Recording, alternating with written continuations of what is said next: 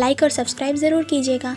Episode 4 के part 2 में हम देखते हैं रात में खाना खाने के बाद शिन जुयॉन को हॉस्पिटल तक छोड़ने जाना चाहता था, पर उसे इस समय रनिंग एक्सरसाइज भी करना था। जुयॉन कहती है मैं टैक्सी लेकर चले जाऊंगी। फिर आज के खाने के लिए थैंक्स बोलकर कहती है कि आज मेरा दिन अच्छा गुजरा और अब मुझे काफी फ्रेश लग रहा है। शिन खुश होकर कहता है कि मेरा आज का गोल पूरा हो गया, जो कि तुम्हें हंसाना और तुम्हारा मूड अच्छा करना था। तुम काफी टायर्ड लग रही थी। जुयॉन कहती है तुम हमेशा दूसरों की फीलिंग के बारे में क्यों सोचते हो? ड्रेसिंग रूम में तुम्हारा मूड भी अच्छा नहीं था ना? फिर जुयॉन शिन की तारीफ करते हुए कहती है कि मुझे स्पोर्ट्स के बारे में ज्यादा नहीं पता, पर मैंने तुम्हारा मैच थोड़ा सा देखी थी और तुम अच्छा खेल रहे थे। फिर जुयॉन बाय बोलकर टैक्सी में बैठ के जाने लगती है। शिन खुश होकर सोचता है क्या जुयॉन ने अभी मुझे कॉम्प्लीमेंट दी? फिर वो जुयॉन के टैक्सी के पीछे भागने लगता है। उसे देख के जुयॉन पूछती है कि तुम क्यों भाग रहे हो? शिन कहता है मैं तुम्हें हॉस्पिटल छोड़ने जा रहा हूँ। जुयॉन कहती है मैं अकेले जा सकती हूँ या फिर तुम टैक्सी में बैठ के चल सकते हो। शिन कहता है अभी मुझे रनिंग भी करना है। तो जुयॉन ओके बोलकर उसे केयरफुली रन करने कहती है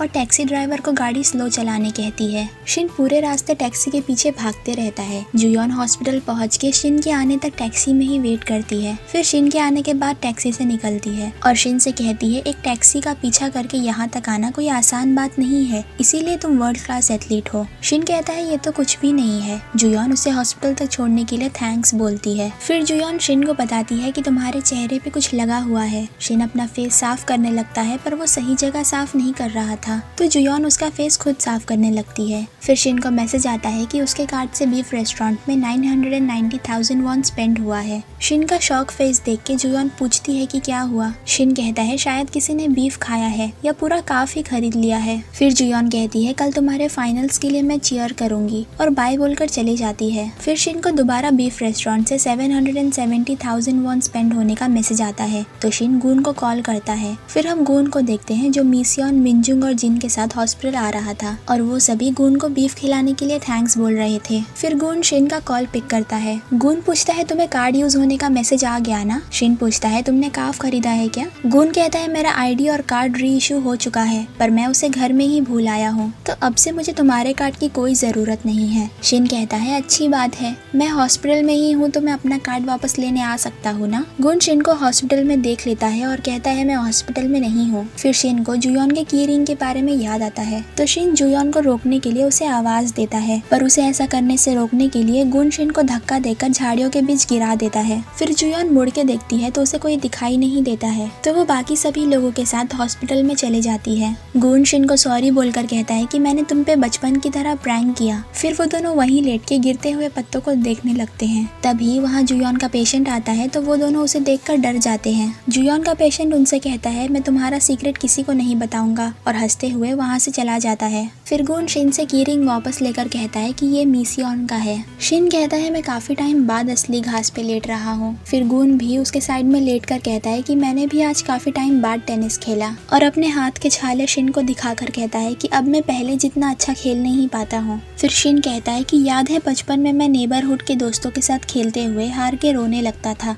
तब तुम मुझे कंधे पे उठा के जमीन पर गिरा देते थे। फिर हम बचपन का सीन देखते हैं जब गुन और शिन अभी की तरह जमीन पर लेटे हुए थे। गुन आसमान की तरफ इशारा करके कहता है कि ये क्लाउड मेरा है, तो शिन भी आसमान की तरफ इशारा करके कहता है कि उसके साइड वाला क्लाउड मेरा है। गुन कहता है कि तुम सारे क्लाउड ले लो, तो शिन कहता है कि तुम क्या लोगे? फिर गुन कहता है कि मैं यूनिवर्स लूंगा, और देखना मैं यूनिवर्स का स्टार बन जाऊंगा। फिर हम प्रेजेंट में आते हैं और शिन गुन से कहता है कि तुम स्टार जरूर बनोगे, तो गुन कहता है कि जीतना और हारना होते रहता है, क्या हो गया अगर मैं हार भी गया तो? मैं बचपन में सिर्फ अच्छा खेल पाता था क्योंकि मैं उसे एंजॉय करता था। मेरे लिए जीतना इम्पोर्टेंट नहीं था, सबसे इम्पोर्टेंट ये है कि हम वो करें जिसमें हमें खुशी मिलती हो, और वैसे भी मैं तो यूनिवर्स का स्टार हूँ ही। तो शिन कहता है मैं तुम्हारा सपना पूरा करूंगा, जिस पर गुन हंसते हुए कहता है कि तुम मेरा सपना क्यों पूरा करोगे? तुम्हें अपना सपना पूरा करना चाहिए। हमें जिंदगी में हर चीज नहीं मिल सकता है, तो जितना मिलता है उसमें ही हमें बेस्ट देना होता है। फिर गुन याद करता है जब उसने जुयॉन के लिए कॉफी लैब में रखा था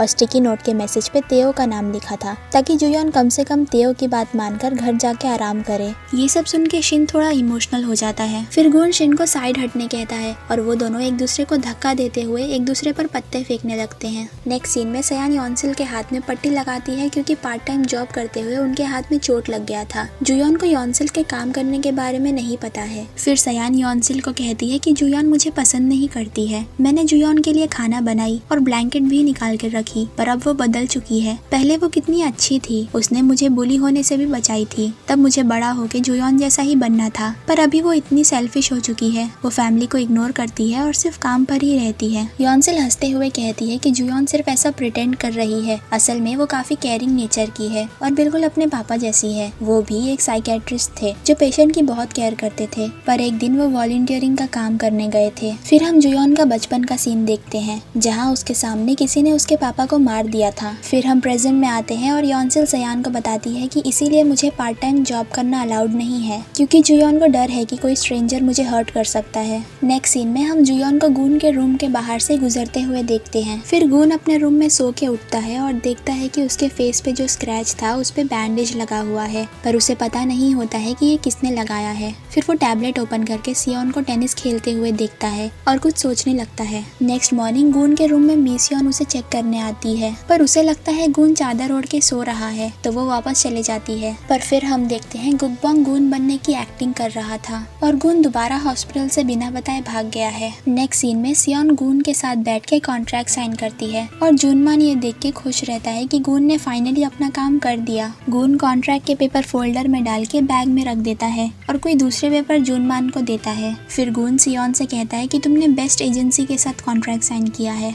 जुनमान उस डॉक्यूमेंट को ओपन करके देखता है कि ये रेजिग्नेशन लेटर है। जुनमान कहता है कि ये कैसा मजाक है, मुझे कॉन्ट्रैक्ट के पेपर्स दो। तो गून उसे फोल्डर दिखाकर पूछता है कि क्या ये तो हमारा कॉन्ट्रैक्ट है, और उस फोल्डर पे गून के एजेंसी का नाम लिखा हुआ था। फिर गून बताता है कि मैंने अपनी एजेंसी खोला हूँ। जुनमान हंसते हुए सियोन से पूछता है कि ये सब सच नहीं है ना, और गून से पूछता है कि तुम इतना बदल कैसे गए हो। गून कहता है मैं सिर्फ आज में जी रहा हूँ, और मीटिंग रूम यूज करने देने के लिए थैंक्स बोलकर वो दोनों वहाँ से जाने लगते हैं। जुनमान गुस्से में चिल्लाकर कहता है कि मैं रिपोर्टर्स को बता दूंगा कि सियोन इंजर्ड है। तो गून उसे आर्टिकल दिखाता है जिसमें उसने पहले ही रिपोर्टर्स को बता दिया है कि सियोन इंजर्ड है और रिकवरी कर रही है। फिर वहाँ से जाते हुए सियोन गून से पूछती है कि क्या बिना इनकम के रिहैब के लिए पैसे स्पेंड करना ठीक होगा। गून उससे कहता है कि जब भागते हुए हम गिर जाते हैं तब शूलेस को अच्छे से एडजस्ट करना चाहिए ताकि दोबारा ना गिर जाए। मैं तुम्हें यूनिवर्स का स्टार बनाने वाला हूँ। नेक्स्ट सीन में हम डोंगचिल, जुयोन और की ह्यून को असेंबलीमैन के साथ लंच करते हुए देखते हैं। असेंबलीमैन कहते हैं कि मुझे बजट अप्रूवल के बारे में बात करना था, पर क्या डॉक्यूमेंटेशन पूरा नहीं हुआ है।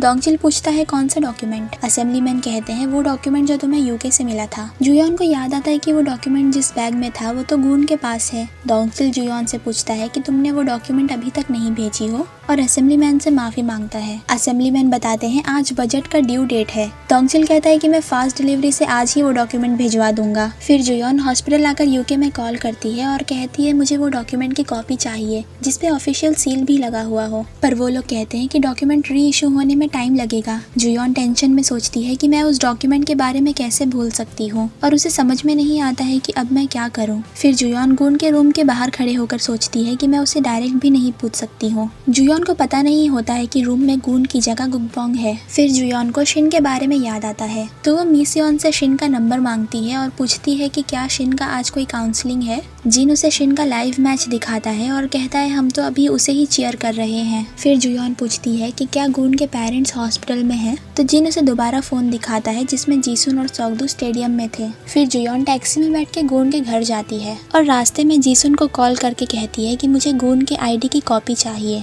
जीसुन कहती है गून का आईडी घर पे है और फाइनल गेम की वजह से घर पे कोई नहीं है, मैं शाम तक आईडी लाकर आपको दे दूंगी। जुयोन कहती है मुझे आईडी की अभी जरूरत है, अगर आपको ठीक लगे तो मैं अपने स्टाफ को आईडी पिक करने घर भेज सकती हूँ, ये काफ़ी अर्जेंट है। तो जीसुन मान जाती है और कहती है मैं घर का पासवर्ड टेक्स्ट करती हूँ। जुयोन थैंक्स बोल के थोड़ी रिलीफ हो जाती है। जीसुन सोचती है कि आज के टाइम में डॉक्टर से भी पेपर वर्क करवाते हैं क्या। फिर हम शिन को देखते हैं जो बॉल सर्व करने से पहले जुयोन की सारी बातें सोच रहा था जब उसने रेस्टोरेंट और हॉस्पिटल में उसे अपने बारे में सोचने कही थी, और गून ने भी उसे अपने ड्रीम्स को अचीव करने कहा था। ये सब सोचते हुए शिन बॉल सर्व नहीं कर पाता है। ऑडियंस में सब टेंशन में आ जाते हैं कि ये क्या हो रहा है। नेक्स्ट सीन में जुयोन गून के घर के बाहर पैनिक होते रहती है कि अगर वो पकड़ी गई तो उसे जेल भी हो सकती है, पर फिर वो हिम्मत जोड़ के सोचती है कि मैं जो भी कर रही हूँ वो कोरिया के ब्रेन साइंस के फ्यूचर के लिए कर रही हूँ। तो वो पासवर्ड एंटर करके घर में धीरे धीरे शांति से जाती है। फिर वो घर में कोला को देख के डर जाती है और कोला को कहती है कि मैं चोर नहीं हूँ और उससे बात करने की कोशिश करती है। नेक्स्ट सीन में हॉस्पिटल के गून के रूम में तेओ और मिसियोन आते हैं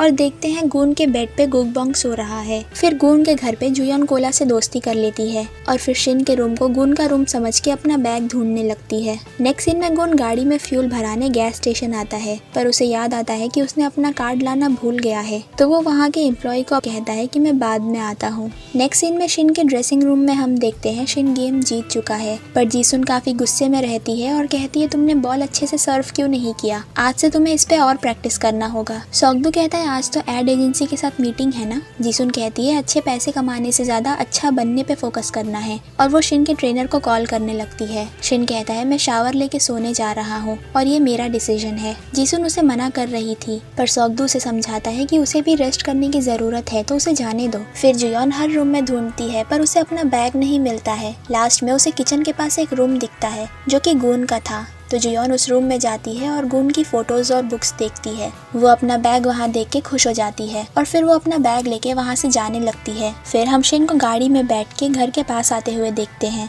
पर उसके घर के सामने सयान खड़े रहती है, जिसे देख के शिन गाड़ी रोक देता है और थोड़ा शौक में रहता है। फिर जुयोन घर से बाहर निकलने वाली थी, तभी गून वहाँ आ जाता है, तो जुयोन अपने बैग के पीछे ही छुप जाती है और रास्ते के बीच में बैग रखा हुआ देखकर गून थोड़ा कंफ्यूज रहता है। यहाँ एपिसोड 4 खत्म होता है।